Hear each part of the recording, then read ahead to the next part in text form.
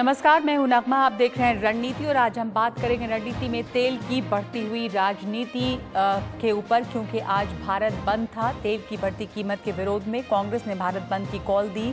उसका कई राज्यों पे असर जबरदस्त दिखाई दिया, लेकिन कई जगहों पर जैसे कि दिल्ली या बंगाल ऐसी जगहों पर असर नहीं रहा। राहुल गांधी ने दिल्ली के राजघाट से बंद की शुरुआत की, जहां पूर्व प्रधानमंत्री मनमोहन सिंह भी पहुंचे और विपक्ष से एकजुट रहने की अपील की, क्योंकि ये एक मौका था विपक्षी एकजुटता दिखाने का भी। राहुल गांधी ने कहा कि मोदी जी के राज में 70 सालों में बहुत सारी चीजें पहली बार हो रही हैं, तो तेल के दाम भी पहली बार ही इतने ऊंचे हुए हैं। नरेंद्र मोदी जी कहते थे 70 साल में कुछ नहीं हुआ,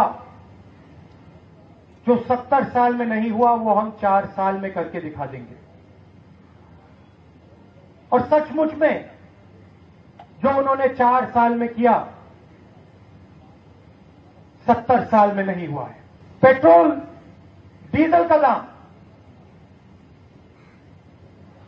पेट्रोल का दाम 80 रुपए से ज्यादा, डीजल का दाम 80 से थोड़ा कम। बिहार में भारत बंद का जबरदस्त असर दिखाई दिया। राजधानी पटना की सड़कों पर प्रदर्शनकारी खुलेआम गुंडागर्दी करते हुए नजर आए। वहां की कुछ तस्वीरें हम आपको दिखा रहे हैं कि पटना में क्या हाल रहा। वैसे भी पहले ही वहां पर प्राइवेट स्कूलों ने स्कूल बंद करने का ऐलान कर दिया था। हाथों में लाठी डंडे लिए लोगों ने गाड़ियों में तोड़फोड़ की। बिहार में कई जगहों पर ट्रेनें रोकी गईं, कुछ जगहों पर रास्ता रोकने के लिए आगजनी की गई। बीजेपी ने कहा है कि ये जो बंद है वो लोगों में भय फैलाने के लिए किया गया है। ये हिंसा का तांडव और मौत का खेल बंद होना चाहिए। जब जनता का समर्थन नहीं मिलता तो उग्रता का प्रदर्शन कर बंद को सफल करने की कोशिश की जा रही है। रविशंकर प्रसाद जो कह रहे हैं वो इसलिए क्योंकि कभी भी कोई भी पार्टी अगर बंद बुलाती है तो आम जनता का उसमें नुकसान होता ही होता है, चाहे वो ट्रेन, बस हो या अस्पताल पहुंचने वाले लोग। सरकार का कहना है कि तेल की बढ़ती कीमत उनके हाथ से बाहर है। तेल उत्पादक देशों ने उत्पादन को सीमित कर रखा है। ईरान पर अमेरिकी प्रतिबंध है। तेल की मांग और पूर्ति का अनुपात गड़बड़ है। लेकिन देखिए कि जब बीजेपी शासन में थी तब तेल की बढ़ती कीमत पर किस तरह विरोध प्रदर्शन कर रही थी। रविशंकर प्रसाद जो आज ये कह रहे हैं, उन्होंने तब विरोध के लिए अपनी साइकिल निकाल ली थी और साइकिल चलाते हुए वो नजर आए थे। तो तब भी ये बात लागू होती थी कि तेल की कीमत सरकार के हाथ में नहीं है। लोकतांत्रिक जनता दल के कार्यकर्ताओं ने कंधे पर आज बाइक उठाकर तेल की बढ़ती कीमतों का विरोध किया। आरजेडी कार्यकर्ताओं ने टांगे की सवारी की, यानी अलग अलग नजारे सब जगह नजर आए। मुंबई में यहां एमएनएस कार्यकर्ता जबरन दुकानें बंद कराते दिखाई दिए। मुंबई के अंधेरी स्टेशन पर कांग्रेस अध्यक्ष संजय निरुपम को पुलिस ने हिरासत में लिया। सैकड़ों कार्यकर्ताओं के साथ जब वो रेल की पटरी पर प्रदर्शन कर रहे थे। कांग्रेस का दावा है कि 21 विपक्षी पार्टियों ने, बसपा, तृणमूल, डीएमके, सबने भारत बंद का समर्थन किया। इस बीच तेल फिर भी सरकार का सरदर्द बना हुआ है, क्योंकि पेट्रोलियम मंत्री अमित शाह से 90 मिनट की मुलाकात उन्होंने आज की है। राजस्थान में तेल के दाम 2.5 रुपये, जो टैक्स उस पर लगते थे उसमें से 2.5 रुपये कम किए गए हैं और कीमत कम हुई है। उसके बाद आंध्र प्रदेश में भी टैक्स में कटौती हुई और यहाँ पर दाम 2 रुपये कम हुए हैं।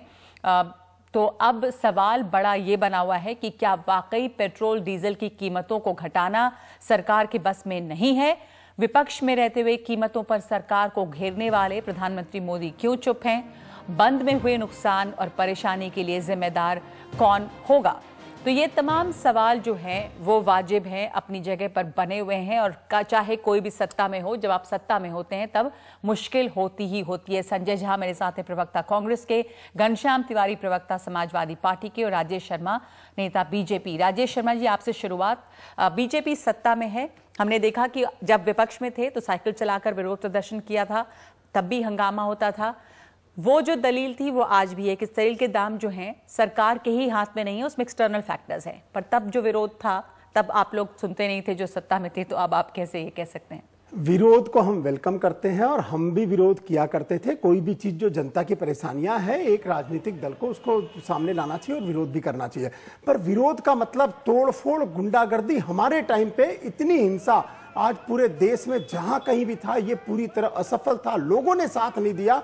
जो कहीं भी बंद हुआ वो सिर्फ हिंसा के कारण हुआ, तोड़फोड़ के कारण हुआ। हिंसा और तोड़फोड़ सब जगह हुई। इसका मतलब क्या निकाला जाए संजय जी कि क्या बंद कामयाब रहा, लोग साथ आए थे, या ये कांग्रेसी कार्यकर्ता थे जो तोड़फोड़ कर रहे थे? झंडे लेकर के हर जगह संजय झा, क्योंकि बिहार में खास करके तो काफी हंगामा नजर आया, गुंडागर्दी सड़कों पे नजर आई।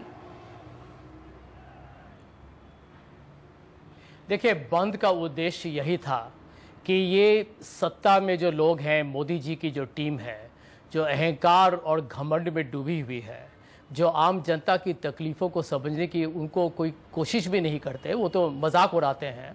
तो ये धरना, ये प्रदर्शन था कि ये एक अहम मुद्दा है। इसे आम आदमी का प्रदर्शन के अलावा जो हिंसा नजर आई, संजय जी मेरा सवाल ये है कि धरना प्रदर्शन के अलावा जो हिंसा नजर आई, उस हिंसा में आम जनता का समर्थन नहीं था, या आम जनता थी भी तो आप विपक्ष जिम्मेदार होते हुए उस हिंसा को क्यों नहीं रोक पाए आप लोग?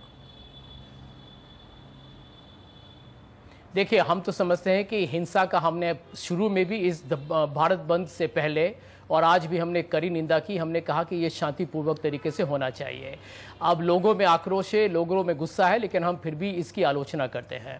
लेकिन मैं आपको इतना ही बताना चाहूँगा कि यदि पिछले 4.5 साल में आम आदमी का 11 लाख करोड़ रुपया मोदी जी की सरकार ने, उनकी मेहनत, उनके पसीने, उनकी पूरी जो कहते हैं कि महीनों का जो उनका जो वक्त जो गुजरता है अपनी जिंदगी चलाने के लिए, यदि उस पर यदि मोदी जी 11 लाख करोड़ का टैक्स उठाते हैं और वो अपने करीबी दोस्त जो हम लोग सब जानते हैं जो राफेल स्कैम में जैसे डूबे हुए हैं वैसे लोगों को दे रहे हैं, तो इसका भारत के लोग में आक्रोश नहीं होगा, भारत के लोगों में गुस्सा नहीं आएगा। मैं समझता हूं कि एक तरीके से आज का जो प्रदर्शन रहा है, जो कांग्रेस कह रही है उसके बंद का आप पूरी तरह समर्थन कर रहे थे समाजवादी पार्टी भी, पर सवाल ये है कि आप भी ये समझ रहे हैं क्या ये सरकार के बस में है कि वो तेल की कीमत को कम करे, और सरकार के बस में अगर है तो सरकार क्यों नहीं कर रही? क्या आप मान रहे हैं कि इस तरह के घोटाले जैसे राफेल घोटाला ये कह रहे हैं संजय जी, तो वो जिम्मेदार है तेल की बढ़ती कीमत के लिए? क्योंकि अभी तेल के जो कच्चे तेल के दाम है वो कम है, बावजूद इसके रिटेल जो हमें तेल मिलता है वो इतना महंगा क्यों? जो हम यहाँ से भेजते हैं बाहर, नेपाल में तेल कम है, पर यहाँ पे खरीदे अगर आप तेल तो तेल महंगा है। देखिए, 3 बातें मैं कहूंगा। सबसे पहले तो आज भारत बंद जो रहा उसमें जनता आक्रोशित थी। तमाम पार्टियां अपने अपने कार्यकर्ताओं के साथ सड़क पर आईं। भारतीय जनता पार्टी की सरकार ने कहा कि उनके हाथ में नहीं है। ये वो सरकार है जो 2010 से 2014 तक सड़क से संसद तक, प्रधानमंत्री नरेंद्र मोदी जी से अरुण जेटली जी तक हर कोई कह रहा था कि मनमोहन सिंह जी के हाथ में है। आज अगर देश में तेल के दामों को लेकर के ये धारणा है कि ये सरकार के हाथ में है, तो ये धारणा किसने बनाई? ये धारणा बनाई नरेंद्र मोदी जी ने और भारतीय जनता पार्टी के तमाम नेताओं ने। और अगर आज ये आक्रोश है तो ये आक्रोश किस लिए है? भारतीय जनता पार्टी के धोखाधड़ी के चलते है। जहां तक बंद में जो हिंसा हुई उसके बारे में है, तो ये हम सभी राजनीतिक पार्टियों के लिए हर तरह का अभियान एक लेसन भी होता है कि हमारी जिम्मेदारी है कि किसी भी बंद में आम आदमी को परेशानी ना हो, हिंसा ना हो। वही 21वीं सदी की राजनीति को आगे लेके जा सकता है। घनश्याम जी, जो आप बात कह रहे हैं उसके पर राजेश शर्मा से जवाब चाहूंगी कि वो कह रहे हैं कि अगर तेल की कीमत सरकार के हाथ में नहीं है तो धारणा बनाई किसने के हाथ में है? क्योंकि आप लोग विपक्ष में रहकर ये हल्ला करते थे कि यूपीए सरकार में इतना दाम कैसे बढ़ रहा है। पहले मैं 2 चीज को क्लियर करूं। इनके नेता वहां खड़े होकर के सामने दंगा हो रहा है, सामने गाड़ी तोड़ी जा रही है, और उसी के सामने इनके नेता कहते हैं हम कड़ी निंदा कर रहे हैं पर रोक नहीं रहे। और जितने लोग तोड़फोड़ करते दिखे, हर वीडियो फुटेज हमने चेक किया, सब में इनके कार्यकर्ता थे, लोग अंदर, बच्चियां थी गाड़ी में, उसके शीशे तोड़े जा रहे थे। इससे ज्यादा शर्मनाक कभी हमने देखा नहीं है। ये लोगों को तंग किया गया, कहीं पे भी लोग देखिए भय का माहौल फैलाने के लिए। लेकिन मैं आपको ये ग्राफिक दिखाना चाहूंगी कि वापस तेल की कीमत, भारत में सबसे महंगा तेल है, देश देखिए, और पेट्रोल डीजल की कीमत हम अपने स्क्रीन पर दिखा रहे हैं। भारत में पाकिस्तान, बांग्लादेश, श्रीलंका, नेपाल के मुकाबले तेल सबसे महंगा क्यों है? क्योंकि अंतरराष्ट्रीय बाजार का असर सब पे पड़ता है। पहली चीज अभी आपको बता दूं, दिल्ली में जनवरी 29, 2009 में 40 रुपए 62 पैसे था। 1 मार्च 2014 में 73 रुपए 16 पैसे था। 80% की वृद्धि हुई थी 5 साल में। अभी 4 साल में 10% की वृद्धि हुई है। देखिए, इंटरनेशनल रेट कम है, इसमें मैं ये नहीं कह रहा। दूसरा, संजय जी ने अभी एक झूठ कहा कि 11 लाख। आप सिर्फ आंकड़े देख लीजिए। संजय जी का एक आंकड़ा बताऊंगा, उन्होंने झूठ बोला। आपसे संजय जी को छोड़िए, करोड़ रुपए वसूले गए, 2 लाख करोड़ एक्सेस टैक्स वसूला गया 11 लाख करोड़, ये झूठ ना बोले। पर भारत में 78 रुपए 68 पैसे, पाकिस्तान में 53 रुपए 55 पैसे ये पेट्रोल है, बांग्लादेश में 73 रुपए, श्रीलंका में 63, नेपाल में 69। क्यों यहाँ 78 की? तो लोग तो सवाल पूछेंगे, टैक्स ज्यादा है जो पहले से रहा है। तो उस टैक्स को करने के लिए जैसे आप राजस्थान ने घटाया और आंध्रा ने घटाया, क्या आपको लग रहा है कि सरकार को ये करना पड़ेगा टैक्स को कम? 2017 में हमारी सारी मैक्सिमम स्टेट्स ने 2 रुपए घटाए थे। 3 अक्टूबर 2017 में, पिछले साल हम लोगों ने 2 रुपए अधिकतर स्टेट्स में घटाए थे, जिसमें मध्य प्रदेश था, महाराष्ट्र था, गुजरात था, हमने सब जगह घटाए। तो बेसिकली हमारी मंशा है घटाने की। पर जीएसटी के अंदर में देखिए एक सबसे बड़ा मैटर है, जीएसटी के अंदर में तेल आने के लिए इन लोगों ने तो प्रावधान ही नहीं बनाया था। इस कांग्रेस की सरकार ने, वो कभी चाहते नहीं थे तेल का रेट कम हो और इससे लूटा जाए, इस तरीके का इनकी एक मंशा थी। और इन्होंने आज ये आंकड़े अलग अलग बताते हैं, इन्होंने ऑयल बॉन्ड छोड़ा था जिसकी हम भरपाई कर रहे हैं। हम भी ऐसा नहीं कर सकते। एक छोटा सा जवाब मैं संजय जी आपसे चाहूंगी कि आपने तो तेल, जैसा ये कह रहे हैं राजू, ऑयल बॉन्ड किया था, ऑयल बॉन्ड किया था, ये बात बार बार कही जा रही है बीजेपी की तरफ से कि मनमोहन सिंह जी ने जो ऑयल बॉन्ड यहां रखा था उसकी भरपाई करनी पड़ रही है। एक तो ये बात, दूसरी बात कि ये कहा जा रहा है कि यूपीए 2 के दौरान पेट्रोल की कीमत 75.8% बढ़ी 5 सालों में, एनडीए में सिर्फ 13%। अब ये आंकड़ों की राजनीति है, पर एक आंकड़े ये भी हैं। संजय जी आप इस पर जवाब देंगे?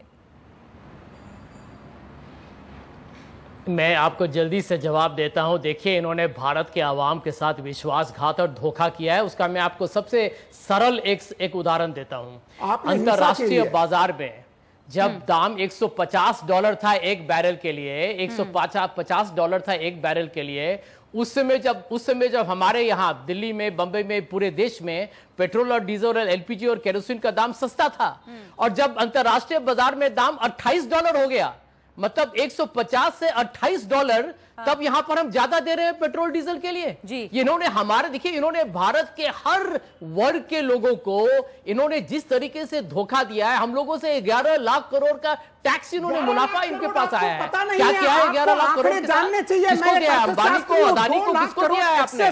किसको दिया है जरा बताइए। और पारदर्शिता में बात कीजिए, पारदर्शिता में बात कीजिए, चिल्लाइए मत। आपको बीच में मैंने नहीं टोका था, जिसका आपने जवाब दिया संजय शर्मा जी, के दौरान मैंने नहीं टोका था।